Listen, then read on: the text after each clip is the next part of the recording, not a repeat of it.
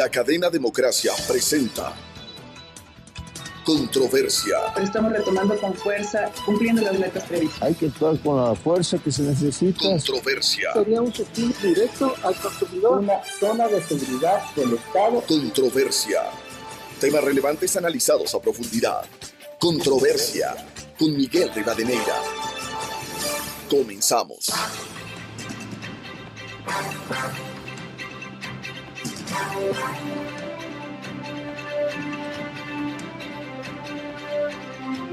Un saludo cordial a los seguidores del programa Controversia en Escena a través de Exa FM, Democracia M y Democracia TV. También saludamos a quienes nos siguen en la provincia de Imbabura a través de Radio Ritmo FM 103.5. Hoy queremos analizar el momento que vive el país en medio de una movilización indígena, 3 semanas que han pasado, y también en medio del conflicto armado interno, la lucha contra los grupos delincuenciales organizados, el narcotráfico, la narcopolítica, la movilización indígena que también ha causado estragos cuando de alguna manera se ha distorsionado un reclamo que, por legítimo que sea, la violencia ha empañado en zonas específicas del país como la provincia de Imbabura. También esta semana hubo bombas en otro sector como el caso de Guayaquil. ¿Y cuáles son también los desafíos de la consulta popular prevista para el 16 de noviembre próximo en este contexto de confrontación que hay en el Ecuador? Y esto contrasta con lo sucedido en el mundo cuando precisamente esta semana también hubo un acuerdo histórico en la historia reciente en Medio Oriente con la participación de países como Estados Unidos, Turquía, Qatar, y también Medio Oriente, que se ha logrado esta paz luego de los hechos ocurridos durante los últimos 2 años, al menos que se ha intensificado. Quiero dar la bienvenida a la doctora Stephanie Macías, consultora en comunicación política, Simón Pachano, politólogo y académico de Flaxo, y Juan Rivadeneira, consultor político. Bienvenida, bienvenidos. Saludo a Simón Pachano. ¿Cómo enfrentar este momento en estas condiciones y con este entorno? Muy buen día. Buen día, Miguel. Buen día, Stephanie, a Juan y a la audiencia, por supuesto. ¿Cómo enfrentar? Yo creo que la única manera sería con diálogo, pero me parece que eso por el momento es bastante difícil y yo diría casi imposible, porque de lo que se puede ver y digamos de lo que se ha podido ver en estas 4 semanas es que no hay una posibilidad de diálogo, ya sea por un lado porque el gobierno no está abierto a un diálogo y lo ha dicho claramente desde el primer momento que no podrá haber diálogo en esas condiciones, pero también porque por el otro lado no hay una voluntad de diálogo, y yo creo que más que falta de voluntad es una imposibilidad, porque yo no creo que es la CONAIE la que está manejando esto. Mi hipótesis, esto lo planteo en términos hipotéticos porque no hay una constancia de lo que voy a señalar, pero me parece plausible, es que son grupos que no responden directamente a la dirección de la CONAIE.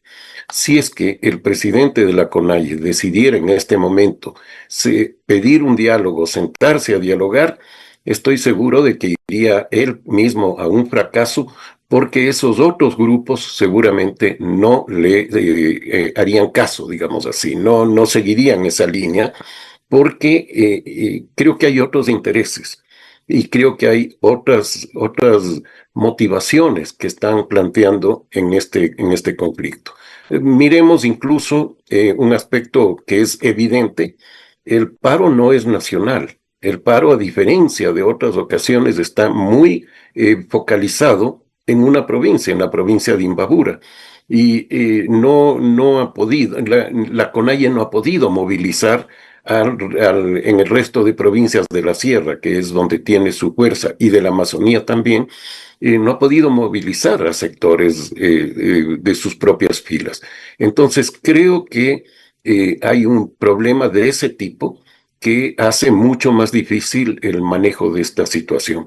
Y obviamente esto choca también con las demandas maximalistas que se plantean desde ese lado, del lado del movimiento indígena, ¿no? Empezando por decir que se elimine la decisión de eliminar los subsidios del diésel y que se reduzca el IVA al 12%. Es decir, medidas que serían imposibles de tomarlas en este momento por parte de cualquier gobierno. Entonces, creo que la situación es muy difícil y, como digo, la única solución que podría haber es el diálogo. Me parece que no hay condiciones para eso ahora. Simón, y si no hay condiciones para el diálogo, que es el mecanismo civilizado, democrático para solucionar los problemas, ¿cuál es el camino? No hay otro camino, Miguel, pero el problema es que ese camino, el del diálogo, está cerrado por esas condiciones que señalo. Me parece que es muy difícil. El diálogo no depende solo de la voluntad de dos personas, que serían el presidente de la República y el presidente de la CONAIE, para ponerlo en términos muy, simples, que es más complejo, por supuesto, pero depende de la voluntad, y esa voluntad no es suficiente porque las condiciones no lo permiten debido a lo que señalaba antes. Bienvenida a la doctora Stephanie Macías. ¿Cómo lograr la paz en el Ecuador en condiciones complejas? Vivimos un conflicto armado interno que contrasta, decía al comienzo, lo que ha sucedido en Medio Oriente, en donde siempre fue un polvorín. Se logró un acuerdo de paz, ojalá sea duradero, pero en el caso ecuatoriano resulta muy difícil llegar a ese diálogo que invocaba Simón Pachano. Buen día. Hola, buenos días, gracias por la invitación. Un gusto compartir el panel con Simón y con Juancho, que hace poco nos vimos, nos cruzamos por Guayaquil, este Guayaquil que está paralizado por lo que ha estado sucediendo. Paralizado sus calles, más no su quehacer comercial diario.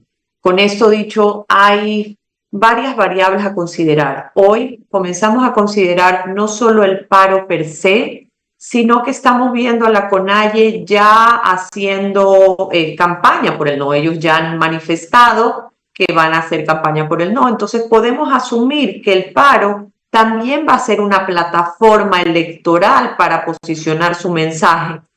Con esto dicho, y haciendo paralelismos con lo que sucedió, y usted introdujo el tema de la firma de la paz entre Israel y Palestina con la mediación de Estados Unidos, hay ciertas similitudes. Trump inicia como un llanero, un poco un lobo solitario. Él lo hacía independiente, no tenía coaliciones, y llega un Marco Rubio a identificar las viejas maneras de hacerlo, las maneras de mantener las formas, de tener los fondos. Y en ello rescato tres variables porque me parece que podemos traspolarlas al Ecuador. Uno, firmeza en la mesa, no ceden en símbolos, no solo en el fondo, sino en las formas. Dos, ritmo mediático, cada gesto es un símbolo, pragmatismo calculado, con resultados medibles, uso del conflicto y instrumentos diplomáticos y mediatización. ¿Y por qué quiero mencionar esto? Porque si bien hoy estamos viendo una marcha y una protesta que muchos la llamaron en su momento pacífica, tenemos la coincidencia de que el Ecuador entero vio lo que era una marcha pacífica. Marcha pacífica fue Cuenca, donde los ciudadanos que están en su legítimo derecho de protestar y manifestar al gobernante su malestar, se organizaron, salieron a las calles, lo hicieron pacíficamente y el gobierno los escuchó. Hoy, después de 23, 24 días, estamos viendo unas manifestaciones que son lejos de ser pacíficas, donde no solo hay violencia, sino también hay una imposición de evitar que los ciudadanos que quieren seguir trabajando lo hagan, y con esto está violentando su derecho al trabajo diario. Dicho esto, ¿qué es lo que sucede? Y uniendo el tema de la consulta, hoy día llegaríamos al 16 de noviembre, la constituyente nacería en un ambiente donde la desconfianza es estructural, las demandas ciudadanas y sociales son heterogéneas y los recursos fiscales son limitados. Estamos hablando de, uno, 37% de los ecuatorianos siente que la democracia puede o no ser la última opción, según la teoría barómetro. 55% del empleo es informal. 1 de cada 3 jóvenes, lo que se llama coloquialmente nini, ni trabaja ni estudia. Y esto lo uno con lo que hemos venido hablando con usted en los diferentes espacios, Miguel, del reclutamiento juvenil. Hay estudios que hablan del reclutamiento juvenil hoy, especialmente en la Sierra Centro y en el Oriente, para minería ilegal. ¿Qué vamos a hacer con estas nuevas generaciones? Y con esto volvemos al paro. No solo es el diésel lo que debiese ser un tema de conversación, debiesen tener variables importantes para el manejo de esta negociación si es que llegase, como temas como cómo vamos a ayudar para que los jóvenes no deserten los campos. Cada vez más hay una migración grande de los jóvenes que no le están apostando a los campos, que están yendo a la ciudad. Dentro de estas negociaciones, si es que hubiese, teniendo en consideración que el diésel no está, hay muchísimos temas que debiesen estar en el marco de las negociaciones. ¿Qué vamos a hacer y cómo vamos a incentivar a las nuevas generaciones para que no deserten los campos? Con esas consideraciones, Stephanie, ¿cómo encontrar salidas? Muy complejo, difícil, pero con estas condiciones hoy. Creo que me parece a mí que fue acertado que el gobierno identificó las 4 variables, que yo le digo las 4 variables, o la fórmula de los paros anteriores en el gobierno de Moreno y de Lazo, que era transportistas, indigenismo, gobiernos seccionales, toma simbólica de Quito. Hoy el gobierno, cuando dijo lo que se quitaría eliminación del diésel, se activó y desactivó a los transportistas, lo intentó hacer con la CONAIE y lo logró en ciertas partes. 3, los líderes seccionales, los primeros días no se activaron, porque recordemos que la historia reciente nos recuerda que los líderes seccionales fueron pieza clave en la parte de coordinación logística y también abastecimiento de los manifestantes en Quito e imposibilitar la toma simbólica de Quito. Con esto el gobierno se adelantó y lo que hizo fue evitar que sea un paro general y hoy es un paro focalizado, con todas las connotaciones y los problemas que eso también conlleva, pero hoy la toma simbólica de Quito no se ha logrado y con eso el poder de las protestas, hablando históricamente hablado, no ha tenido y no ha permeado en la población. Bienvenido al economista Juan Rivadeneira, a ver cómo ve este momento político que estamos viviendo en el Ecuador. Por un lado, la paralización que se ha extendido, aunque sea focalizada, pero que ha causado estragos, especialmente en el norte del país. Muy buen día. Gracias, Miguel, por esta invitación. Igual resulta un privilegio estar compartiendo espacio con Steffi y con Simón. Me parece que este paro, y un poco para mantener el hilo que bien Simón y Steffi en ese orden lo dibujaron, es un paro distinto a los que hemos vivido pues en en el pasado. Y si nos vamos a ver a quien toma la decisión, sí, es un presidente que de alguna u otra forma es un presidente popular al momento de tomar una decisión impopular. ¿Qué pasó con el presidente Moreno cuando entra a la crisis? Tenía un nivel de aprobación pues de menos del 10%. El presidente Lazo cuando entra a la crisis tenía una aprobación de menos del 20%. Y hoy pues y estudios nacionales al menos advierten que el presidente Noboa entra al paro, ¿sí? Cercano al 50% de aprobación, lo cual le da otras capacidades al gobierno para poder enfrentar una decisión de esta naturaleza. La otra gran diferencia, y yéndonos al sector indígena, es que no hay un mando nacional. Cuando el líder Vargas dice vamos al paro, lo que dice a continuación es cada provincia se organizará más o menos como pueda, lo cual quiere decir que no había una dirección nacional de la CONAIE, y creo que eso hoy, de cara a su pregunta, Miguel, de cómo ir resolviendo este problema, nos pone un desafío adicional. Y me parece que las conversaciones que se llevan a cabo, que no necesariamente tienen que ser públicas, eso es parte de la gestión de este tipo de conflictos, creo que se encuentran un desafío pues muy difícil de sortear, que es muchos liderazgos por varios lugares, es decir, personas que no necesariamente representan un solo grupo con quien hay que negociar únicamente para provocar este diálogo y salir de la crisis. Entonces creo que ahí también es un desafío enorme, además de los que han planteado Steffi y Simón, de cómo caminar hacia este proceso de diálogo, que yo coincido, no hay otro camino. Estos problemas, este tipo de enfrentamientos que ya ha vivido el Ecuador pues por muchos años. Recordemos al inicio de los 80, cuando se incrementó el precio de los combustibles, eran los sindicatos, eran las organizaciones de los trabajadores las que creaban un ambiente de desestabilización que era muy violento en la propia capital de la República. Este es un paro además distinto porque el presidente tácticamente jugó a mover la presidencia a la provincia de Cotopaxi y generar esta suerte de desafío, pues de alguna forma a contener una entrada a Quito. Y vemos ahora también una declaración del líder Vargas de la CONAIE diciendo que él no quería decir que quería ingresar o hacer una toma de Quito, lo cual muestra también una debilidad de su parte. Entonces, tenemos un paro que encuentra a un presidente relativamente popular con una medida impopular, tenemos un paro que no tiene un mando nacional y una dificultad de varios focos abiertos, ¿sí? Y ahora que Steffi hablaba de Guayaquil, creo que se abre otro foco en esta crisis, que es estas reacciones. Aparentemente que son reacciones, ¿sí?, de algunas decisiones que se ha tomado, por ejemplo, contra la minería ilegal, que el gobierno creo que ha hecho bien en actuar con fuerza a ese, pues, crónica enfermedad que el Ecuador creo que está viviendo, que es los vicios, todo lo que deriva la minería ilegal en el país. Juan, ¿no ha habido una distorsión en el reclamo a diferencia del pasado cuando hubo estas manifestaciones?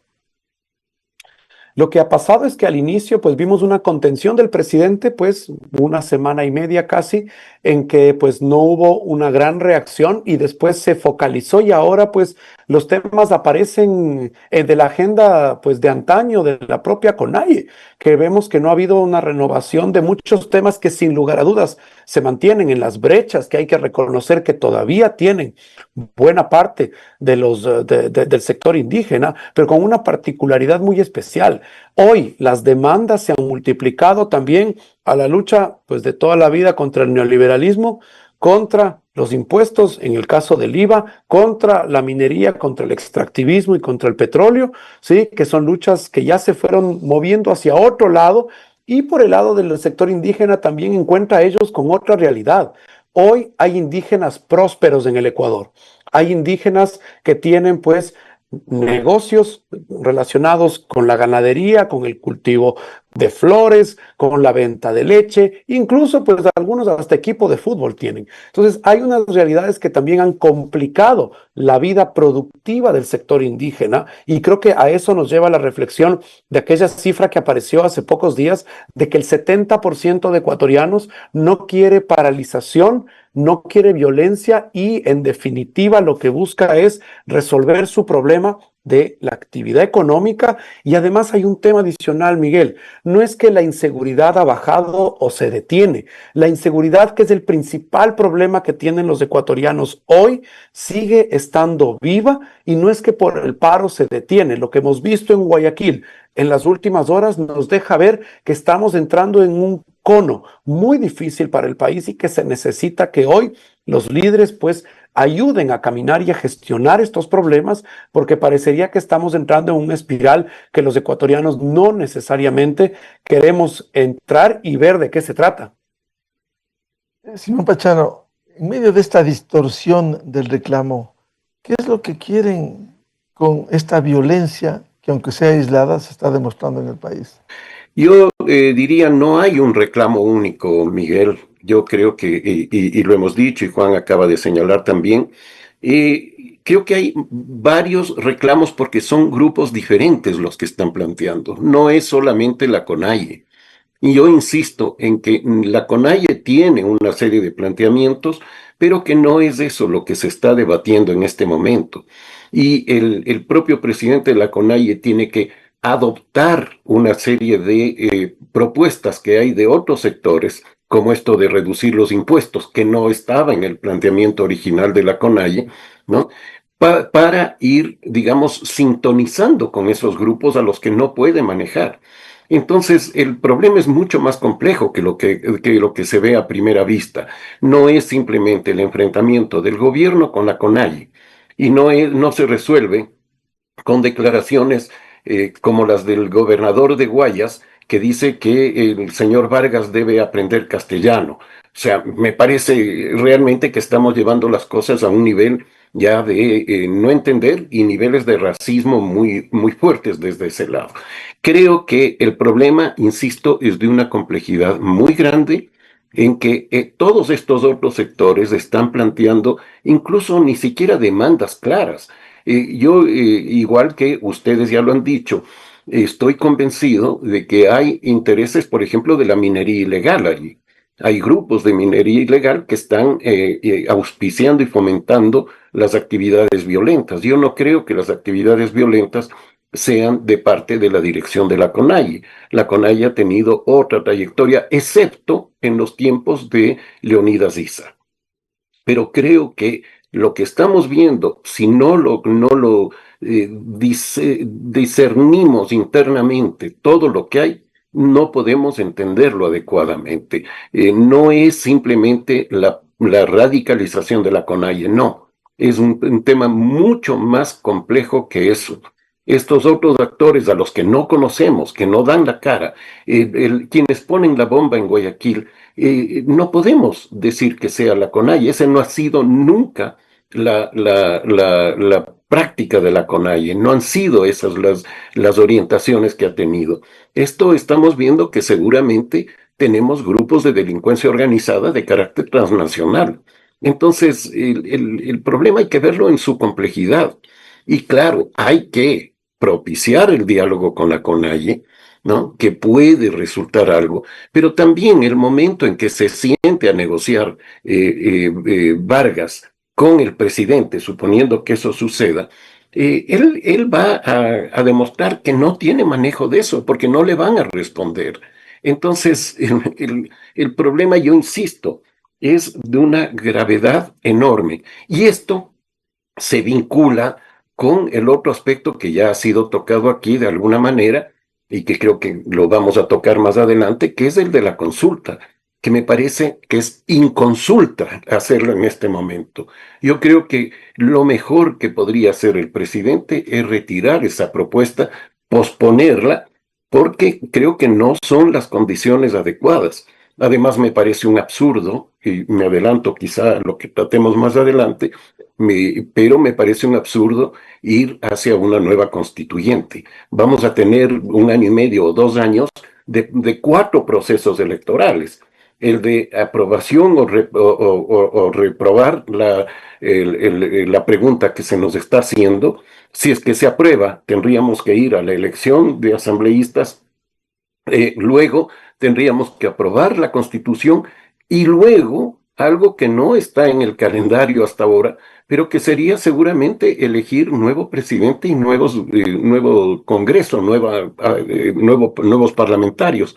Entonces, ¿para qué entrar en una inestabilidad tan fuerte de carácter institucional, cuando podríamos haber tenido una serie de reformas graduales que se podían ir haciendo? O sea, creo que ahí hay, digamos, cuestiones que no debieron haberse hecho, independientemente de esto del paro. Yo no creo que el paro es el que nos pone frente a esto, sino que esa medida en sí mismo es inconsulta.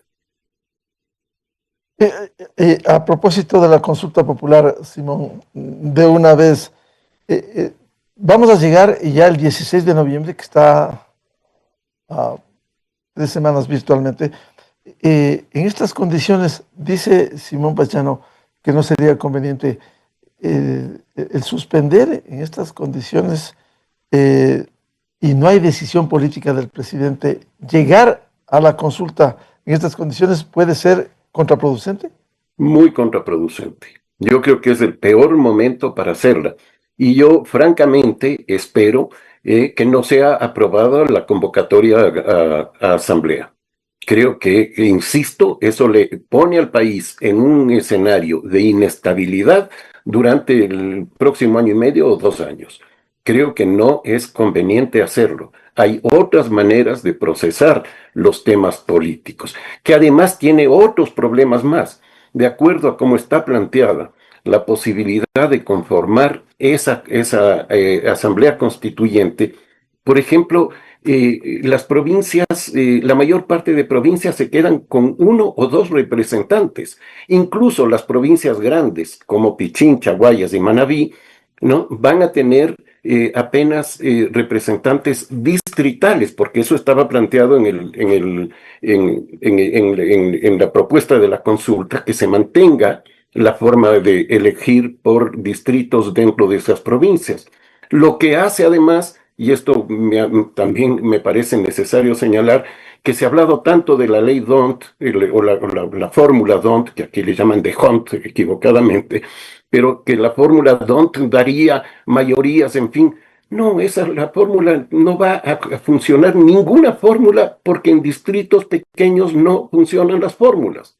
Entonces, olvidémonos de eso. Pero lo que sí va a suceder es que, por ejemplo, la cuota femenina o la equidad de género queda fuera. No hay cómo plantearla. En distritos uninominales o binominales no hay cómo plantearla. Entonces, creo que también ahí hay un problema. Luego, ¿quién nos dice que los partidos provinciales no van a ser los que tengan gran parte de la representación en esa nueva asamblea? ¿No? No necesariamente va a ser el correísmo o ADN quienes pongan, como se viene diciendo. No, pueden ser partiditos que no representan a nadie en términos nacionales, y una constitución debe ser hecha con una representación nacional, no con una representación de localidades. Entonces creo que todo esto configura un problema muy grave para el país en general. No es conveniente lo que se está planteando en este momento. ¿Qué piensa la doctora Stephanie Macías respecto a la consulta popular? ¿Es inconveniente en las condiciones actuales, en medio de la movilización, y uno no sabe cuándo va a terminar, aun cuando sea parcial en el país?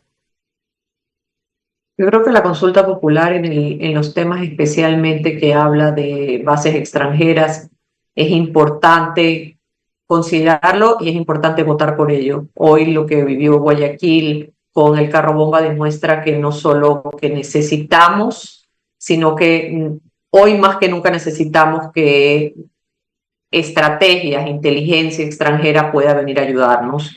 Justo hoy veíamos en redes un video de uno de los ejércitos, porque no hay cómo llamarlo de otra manera, en México, en los cuales se evidenciaba 100, 200 personas y hacían un comunicado diciendo que el gobierno seccional se equivocaba en tal y cual cosa. Estamos yendo para allá.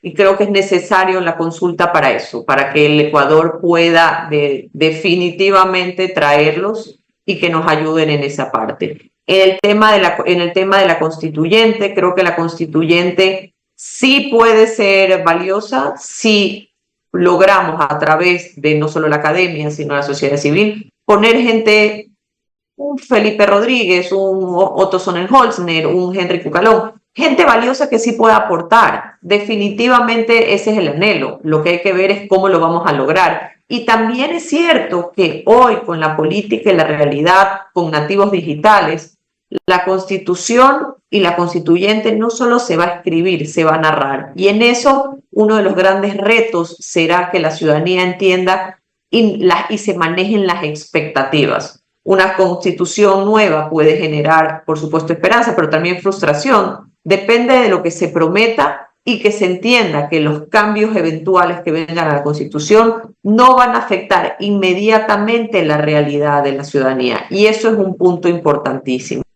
Otro de los retos que estoy seguro que muchos movimientos políticos también se activarán, pero para el no, es que dentro de la consulta habla sobre el financiamiento de los partidos políticos.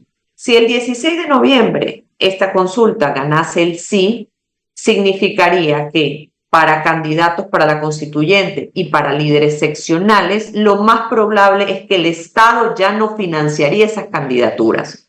También hay que considerarlo, porque lo que va a hacer es también una activación de muchos partidos no necesariamente porque estén a favor o en contra de la constituyente, es porque también van a estar precautelando que el financiamiento ya no va a dar, y esto impactaría definitivamente. Y en otro de los temas que también hay que considerar, que justo lo hablábamos con Juancho cuando nos encontramos, es que uno de los retos también va a ser que la constituyente, si es que llegase a ser aprobada, la campaña para los candidatos va a ser una plataforma electoral para todos los interesados en ser considerados para las seccionales. Para los que nos están viendo y escuchando, recordemos que las seccionales es el primer trimestre del 2027. Entonces, si tú quieres que tu partido te considere como líder o posible candidato, vas a meterte a las seccionales, no porque vayas a ganar, porque como lo dice Simón Pachano, los números nunca te van a ayudar, pero es para comenzarlo.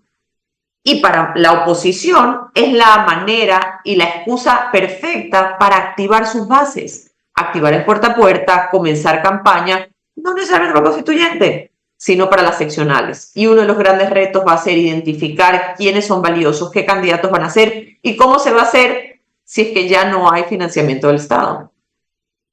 ¿Cómo ve Juan Rivadeneira precisamente en estas condiciones, en medio de la movilización indígena, porque la cuenta regresiva está para el 16 de noviembre de la consulta popular?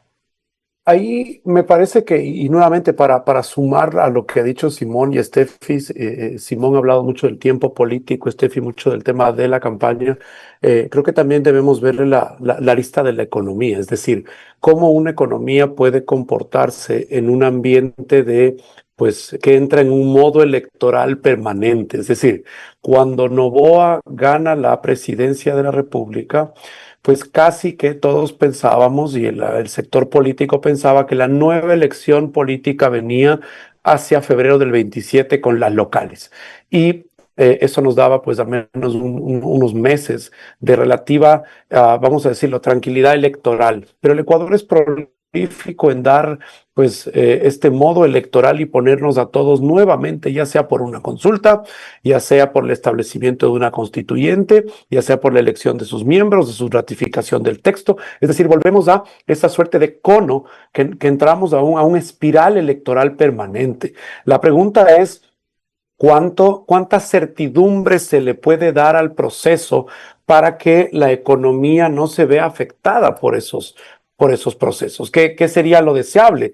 Tener que esos procesos caminen con relativa tranquilidad, que se elijan personajes como los que Steffi ha citado, que redacten una constitución moderna y para el futuro que nos olvidemos de las novelerías de Montecristi como los 5 poderes del Estado. Creo que ese cauce es el que quisiéramos que ocurra. Ahora la pregunta es si las condiciones de la política permitan que ese cauce exista, si es que el precedente de las redacciones de las constituciones nos permite proyectar que algo parecido o no puede ocurrir. Y lo cierto es que la economía sigue dando, creo yo, enhorabuena. Y eso hay que saludar. La noche de ayer se replicaba información de que posiblemente Ecuador enfrentaría el resultado positivo de crecer al 4% este año.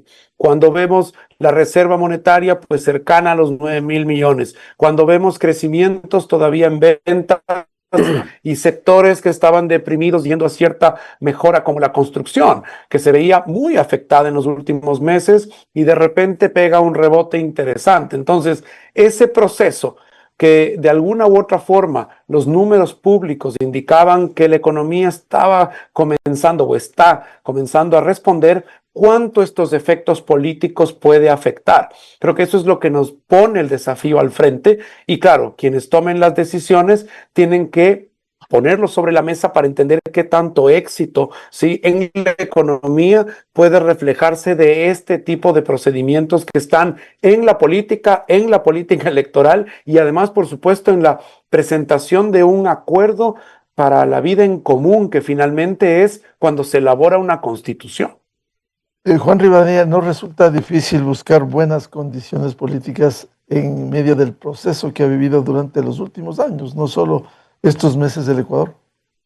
Es muy difícil encontrar, siempre en la política ecuatoriana, yo no sé si es que hay solamente peores momentos que otros para tomar decisiones. Siempre los escenarios políticos son complejos y me parece también que no es un tema menor dar cuenta que en el caso del presidente Noboa, en muchos casos hasta ha ido a contramarcha de lo que creemos casi que en la convencionalidad de la política. Es decir, había personas que decían, oye, cuando te quitan 14 horas de electricidad en tu día a día, el presidente Noboa, pues que casi ni se presente a la elección porque la va a perder.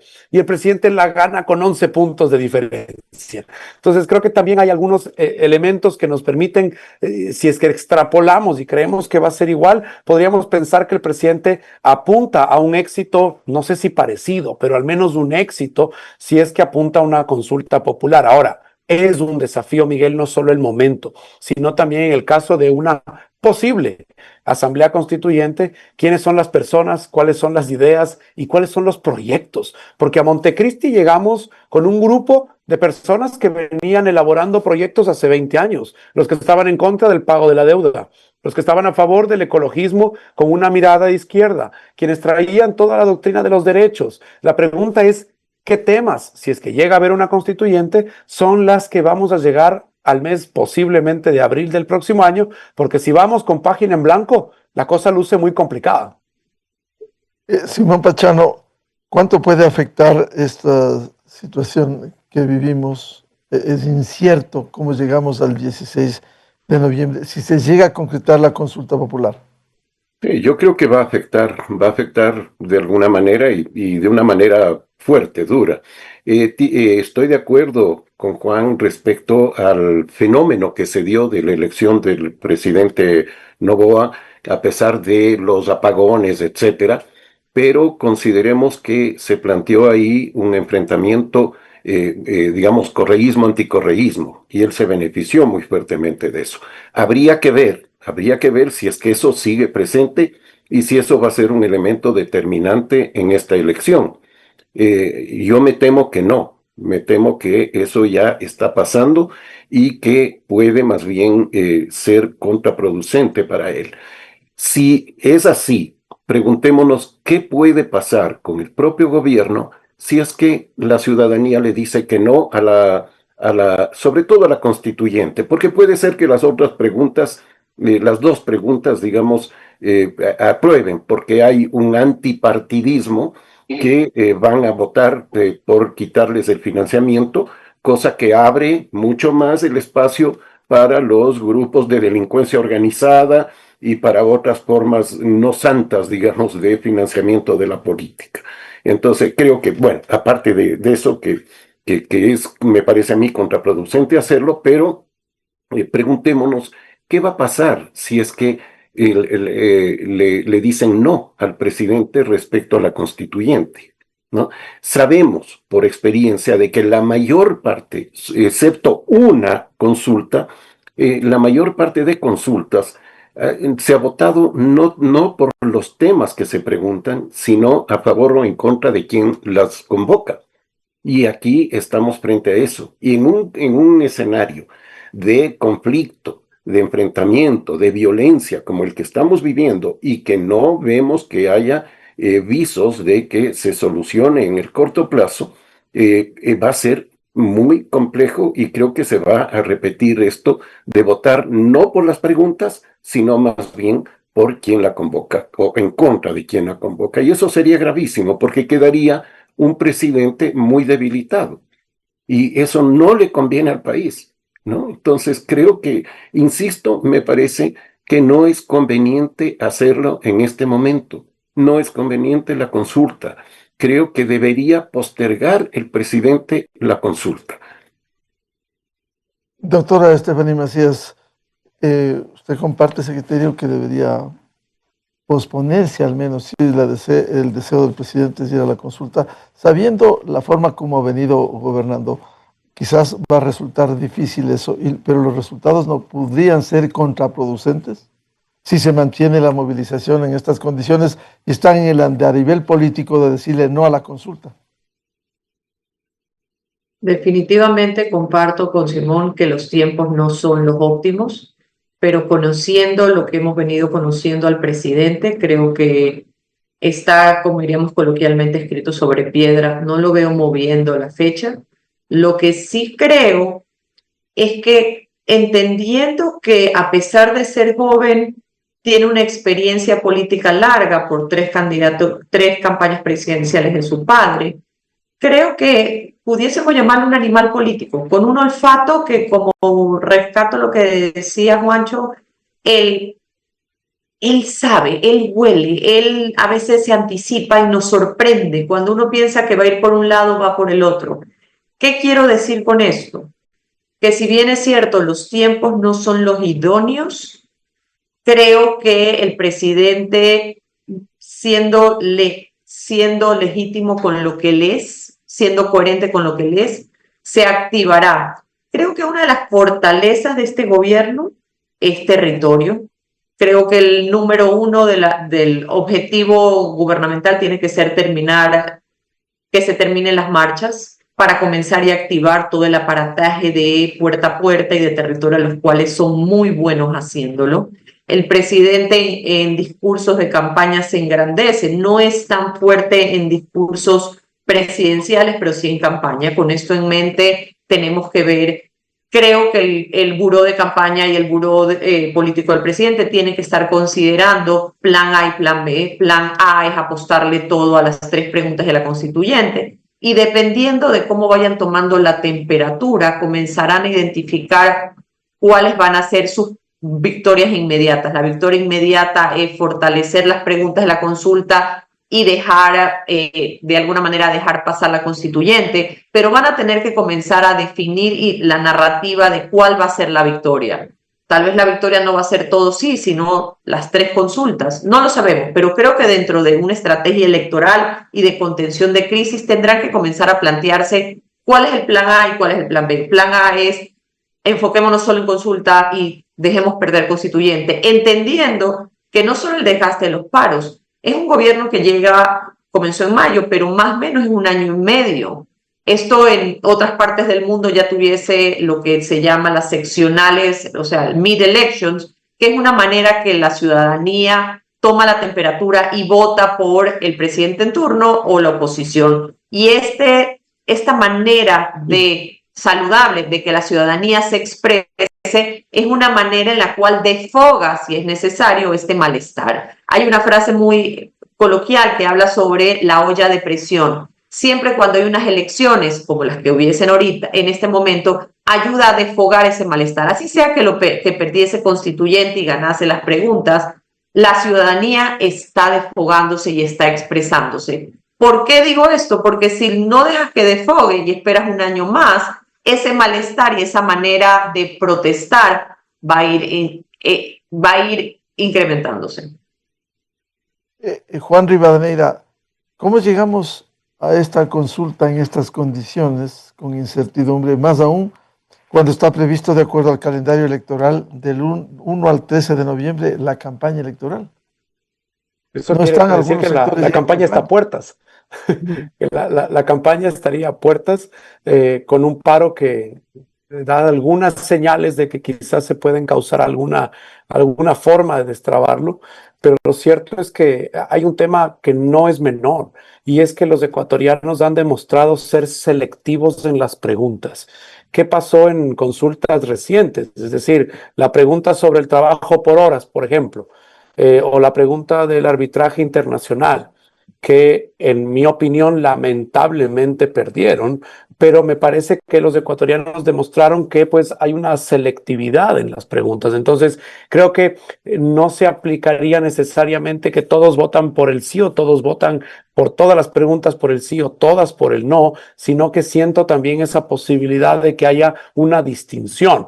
Entender finalmente que preguntas como el tema de las bases militares extranjeras están terminando un proceso, porque recordemos que tenía un proceso legislativo, un proceso de ratificación para que se dé ese cambio en la Constitución. Lo mismo y lo propio, por supuesto, con el tema de financiamiento a partidos políticos. Ahora también con la pregunta de la reducción de asambleístas. Y creo que ahí la táctica de campaña quizá es cómo hacer que suba la intención, esto viéndolo desde el gobierno, la intención de voto por la Asamblea Constituyente, que todavía sigue siendo una pregunta.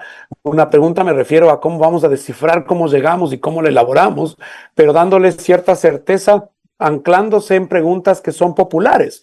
sí, algunas corridas de intención de simpatizar o de apoyar al tema de bases militares extranjeras, deja claro que es de izquierda, es de derecha y es de centro quien está preocupado por la inseguridad y quiere que la cooperación internacional se active.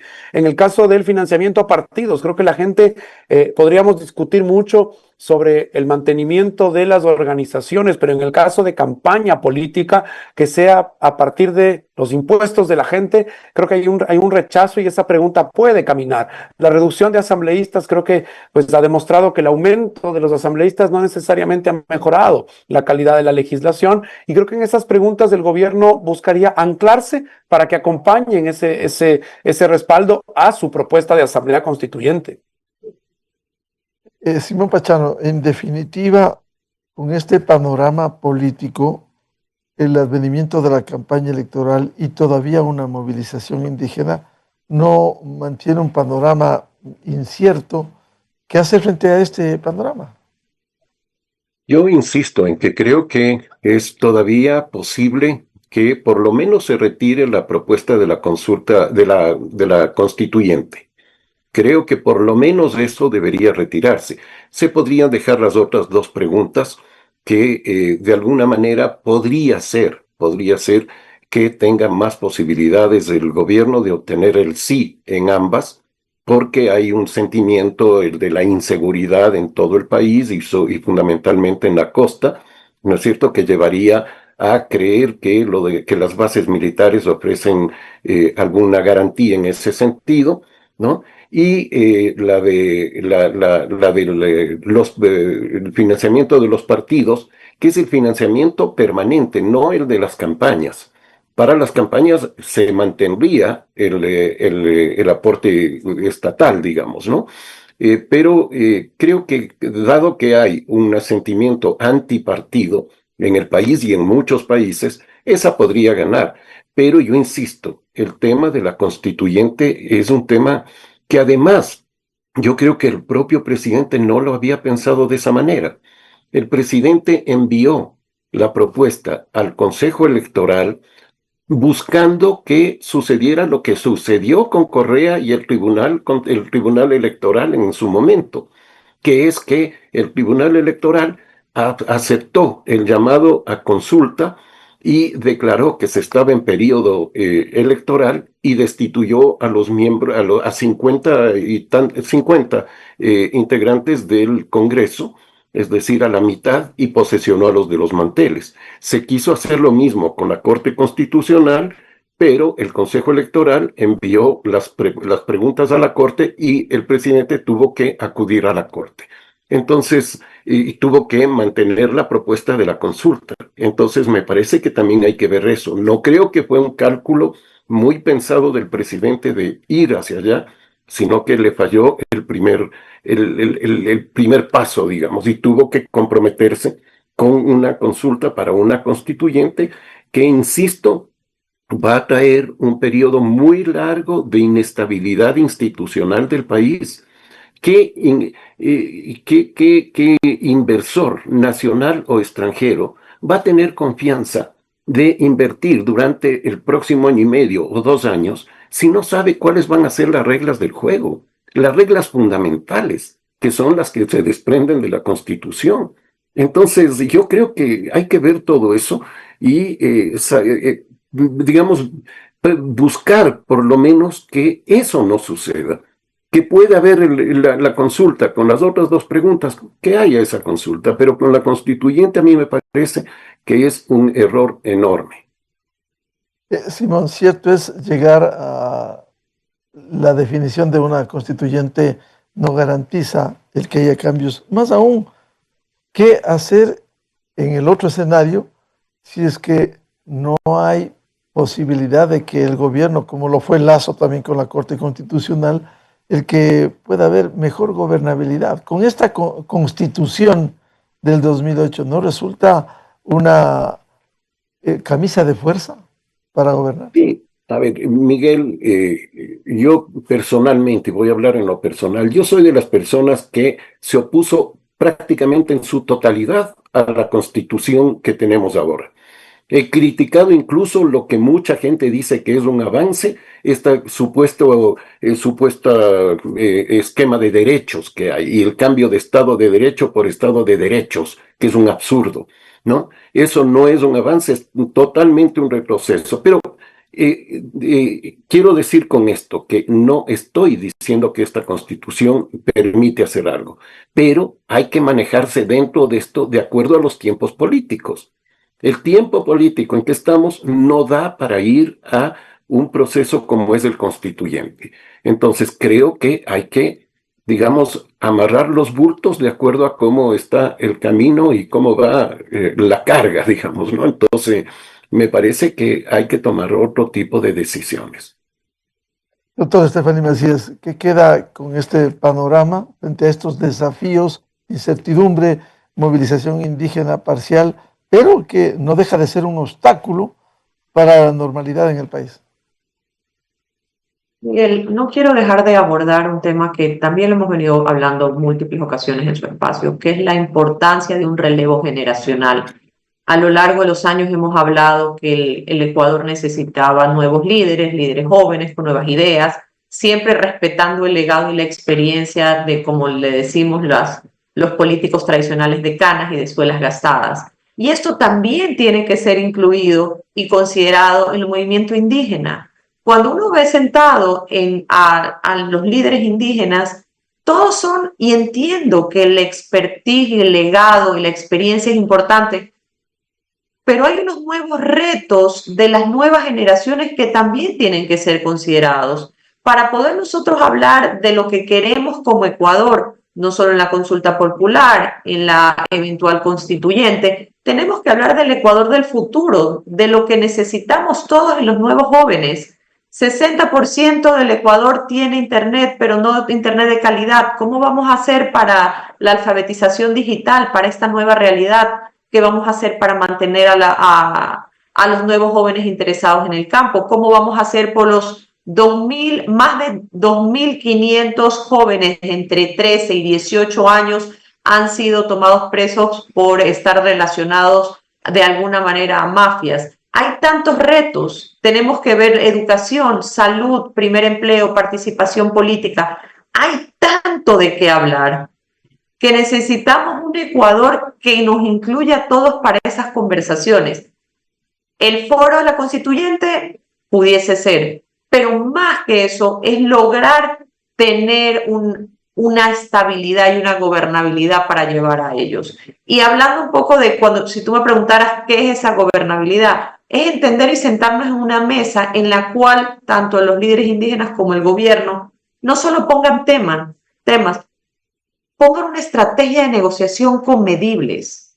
No solo dar fondos, es a qué le vamos a dar fondos, cómo vamos a avanzar y cómo vamos a evaluar estas variables para que puedan tener avances. No solo se habla de hay deficiencia en educación, en movilidad, en salud.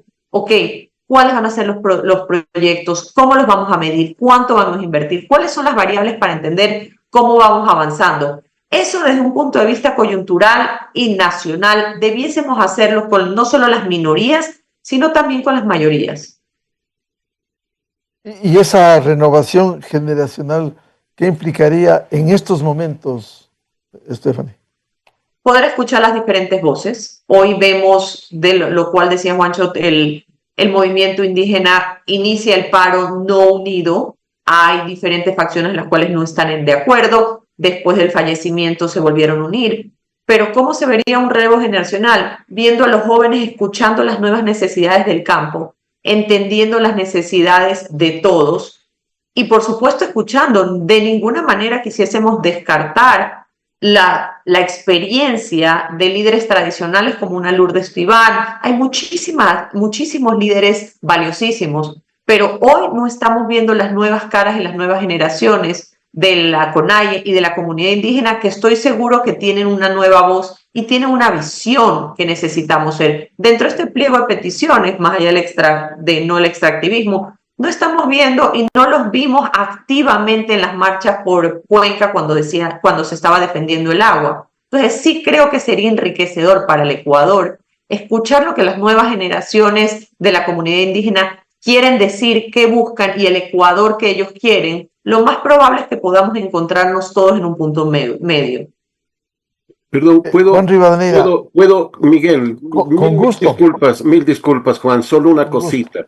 En la CONAIE hubo una renovación institucional, generacional, y fue Leonidas Issa. Simplemente eso, esa fue la renovación generacional, ¿no? Entonces, no fue muy positiva que digamos, ¿no? Gracias. Pero, ¿Qué piensas? y entiendo, Stephanie. pero mi argumento, de nuevo lo mantengo, es que no solo es Leonidas Issa. Cuando ves las mesas de diálogo, cuando ves las mesas para las ruedas de prensa, son gente mayor. ¿Dónde están los jóvenes? ¿Qué están diciendo? ¿Qué están pensando? ¿Qué es lo que quieren? Cuidado, los líderes indígenas están representando a la visión, por supuesto, entendiendo y respetando su legado ancestral.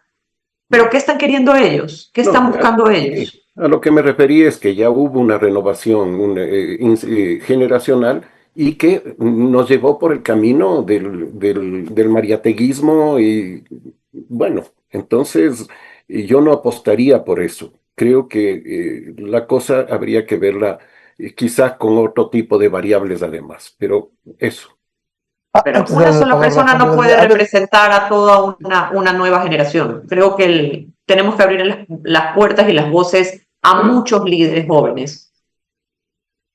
Simón, a propósito del tema que se ha planteado, quizás esto no ha distorsionado, mientras se piensa de buena fe, de buena manera, como lo dice Stephanie Macías, esta renovación generacional que es muy importante en toda organización, en toda dinámica. Sin embargo, hoy daría la impresión de que o con los viejos dirigentes o los nuevos dirigentes no se está pensando, hay otro andarivel de la violencia, lo que se ha unido ahora. Sí, pero ¿quién trajo la violencia? ¿Quién instauró las formas violentas en la CONAIE? Fue Leonidas Issa. No, antes de eso no, la CONAIE no tenía prácticas violentas. Entonces, ahí hay quizá un fenómeno más complejo que el que estamos viendo y que posiblemente hay todo un sector joven de la población indígena que no encuentra formas de inserción social adecuadas y que es justamente digamos, el sector más joven y que ve frustradas sus posibilidades. Entonces, me parece que por ahí hay un hilo que hay que ir buscando qué es lo que sucede, ¿no? Pero le quitamos la palabra a Juan, mil disculpas. No, ya le vamos a dar a Juan para terminar esto. Yo estoy muy Estefanía, entretenido, Miguel, por si acaso, porque está muy buena la discusión. Como dirían en Guayaquil, deje así. Sí, Estefanía, pero no se ha trastocado el pensamiento, incluso con la renovación de los jóvenes. Hoy hay otro ambiente en la CONAIE, ya casi se ha deslegitimado los legítimos reclamos y derechos que tienen. Ahora se antepone echar abajo medidas sin reivindicar al campo, al sector rural, solo para buscar la caída de un gobierno, como fue octubre de 2019, junio 2022. Yo creo que en la CONAIE, especialmente en lo que es minorías indígenas, hay gente valiosísima, capaz, que con becas estudiantiles han ido y tienen maestrías, tienen doctorados, y creo que si quisiésemos anhelar una conversación profunda con las necesidades, debiésemos levantar data. ¿Cuál es la data? Educación, cuántos se gradúan, cuántos no se gradúan, cuántos acceden a universidades, cuántos chicos están desertando los campos y se están yendo a las ciudades. ¿Cuál es la realidad del campo a mediano y largo plazo? ¿Por qué digo esto? Porque hoy estamos hablando de que sí, le están apostando, pero la conversación es mucho más profunda y legítima. Si hacen un análisis de lo que pasaron sus ancestros, sus bisabuelos, abuelos y padres, su economía no ha mejorado a pesar del arduo trabajo en el campo diario. Entonces ellos se cuestionan si no le van a apostar a las ciudades. Con esto en mente, ¿por qué no levantamos data para entender qué está sucediendo? ¿Cómo le damos oportunidades? Porque no solo es cosas mayores como hay que dar educación, hay que dar salud. ¿Cuánto vamos a dar? ¿Cuántos universitarios vamos a dar? Hablamos de cifras a lo largo y ancho del país. Los 170,000 bachilleres se gradúan anualmente y el cupo para las universidades públicas oscila entre 40 y 50.000. Ok, ¿cuánto les vamos a dar a ellos? Cuando se habla de sentarnos de una manera pragmática, es entender sus números. Y cuando hablo de abrir nuevos espacios de diálogo con también nuevos jóvenes, es para entender cuáles van a ser sus KPIs, cómo vamos a evaluar, porque hoy las generalidades no están funcionando. Necesitamos ser mucho más pragmáticos y profesionales en la manera en la cual abordamos la temática y las necesidades del campo, cómo los vamos a ayudar y cómo vamos a avanzar para caminar en un futuro con ellos. Una pequeñísima anotación. No equiparemos la CONAIE y el movimiento indígena con campo. Gran parte de la población indígena vive en ciudades y desarrolla actividades urbanas. Eso se vio incluso aquí en Quito con el paro del año 2022, que fue una población de origen posiblemente campesina en algún momento, pero de extracción indígena en su mayoría, que vive en la ciudad y que tienen otro tipo de planteamientos. Y ahí coincido con Stephanie en que hay que buscar las formas de inserción y preguntarnos cómo están ellos insertos en la economía, en la sociedad, ¿no? Y ahí yo me extiendo un poquito, mil disculpas, Juan, pero yo estoy introduciendo digamos, en la reflexión un neologismo que es el de desinclusión, es decir, de personas que fueron incluidas en un momento, que vieron un horizonte más allá del que habían tenido sus padres o del que podían tener por su origen, por su nacimiento, en fin, que son incluidos, pero que luego son excluidos, que no es lo mismo que haber sido excluido toda la vida. Es una desinclusión que provoca una reacción mucho más fuerte que la de los excluidos tradicionales. Entonces, ahí hay un problema muy grave, muy complejo, incluso de alimento de prácticas violentas. Ahora sí, Juan Rivadeneira, a ver, su opinión respecto de este tema que generó polémica, pero en todo caso, quizás no se ha alterado el rumbo del reclamo de los indígenas con estos hechos violentos que se ha profundizado y que reflejó octubre de 2019, junio de 2022. Se ha cambiado el rumbo, sin lugar a dudas, Miguel. A mí me parece, y la reflexión que quisiera hacer es precisamente lo que ha pasado en este momento, la necesidad de estos espacios, precisamente para ahondar en estos temas, porque es importante. Ahora todos están en esta tendencia de que van a resolver problemas o incluso crear problemas a partir de 140 caracteres, y el hecho de tener estos espacios creo que ayuda precisamente a profundizar los temas, y a esto me lleva a la reflexión de una posible asamblea constituyente, Miguel. El mensaje que creo que es importante dejar es, si llega a haber la asamblea, no dejemos solos a los constituyentes. ¿Qué quiere decir esto? ¿Dónde va a estar la actividad de la sociedad civil, la actividad de las universidades? Por supuesto, lo que ustedes como medio de comunicación, Miguel, ayuden a encauzar la opinión pública para poder llevar los temas que, si llega a haber nuevamente esta asamblea, sean necesarios de debatir y además de construir. Ojalá ocurra que tengamos pues representantes, si llega a haber la Asamblea Constituyente, que puedan pensar en este país del futuro, porque estamos yendo a una discusión que es muy originaria, es decir, la creación de una constitución nos lleva casi que a la base nuevamente, cuando vemos que otros países, y ahora la competencia es global, por mercados, por espacios, por temas, por avances, por innovación, y aquí pues vamos recién a ponernos de acuerdo cuál debe ser nuestro contrato social. Entonces, entender que el mundo está yendo a otra velocidad y que tenemos que también treparnos a esa velocidad, porque hoy el Ecuador vive, pues sin lugar a dudas, también gracias al mundo por las exportaciones. Es decir, el país está inserto en una lógica global, pero no puede ser también que la política nos lleve pues a una suerte de retroceso en estos procesos que son difíciles, a ratos son traumáticos para las sociedades, y ojalá ese proceso, si ocurre, no sea un paseo constituyente, lo que ocurrió en Chile. En Chile llevaron a la sociedad de paseo pues un buen tiempo para que después se caiga en la víspera y en la suerte de referendo esa propuesta de constitución. ¿Y qué pasa ahí? Llegamos al clásico concepto del costo de oportunidad que dicen los economistas. ¿Qué no se pudo hacer por todo ese proceso en el cual nos embarcamos? Entonces, mucho está en juego y creo que estos espacios, así como todo lo que nos lleve hacia la discusión constituyente, van a ser quienes en buena parte, creo, puedan definir el resultado bueno, mediano o malo de ese proceso. De cualquier manera, Juan, no se ha deslegitimado el reclamo como debiera ser el procesamiento en democracia para atender necesidades.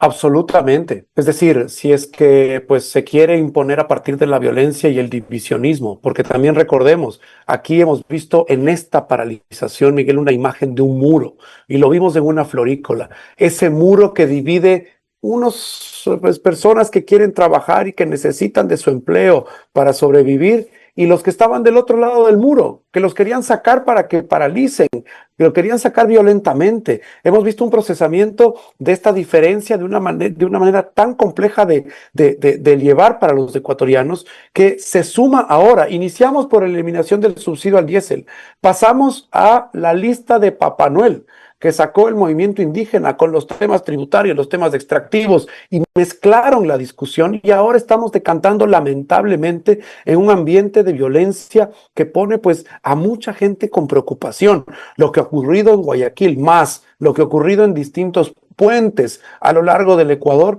da cuenta de que nos estamos aproximando a un momento muy difícil, que los líderes nuevamente y la sociedad civil y quienes podemos de alguna u otra forma crear algo de opinión pública, creo que debemos de empujar a esta suerte de pues parar un poco y buscar serenidad para tomar una decisión que nos ayude a encauzar no más violencia, sino pues algo de tranquilidad para todos quienes están buscando una oportunidad. Son el 65% de ecuatorianos, Miguel, que al final del día no tienen una vida previsible porque no tienen un empleo formal. Ese problema continúa, así como el de la inseguridad, y todo este andarivel de la política a ratos parece que no se acuerda que esa es la prioridad.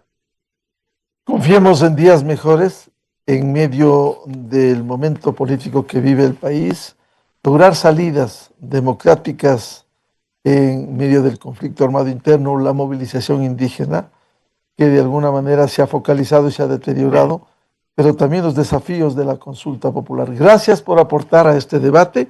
A Simón Pachano, politólogo y académico de Flaxo, Estefanía Macías, consultor en comunicación política, y Juan Rivadeneira, consultor político.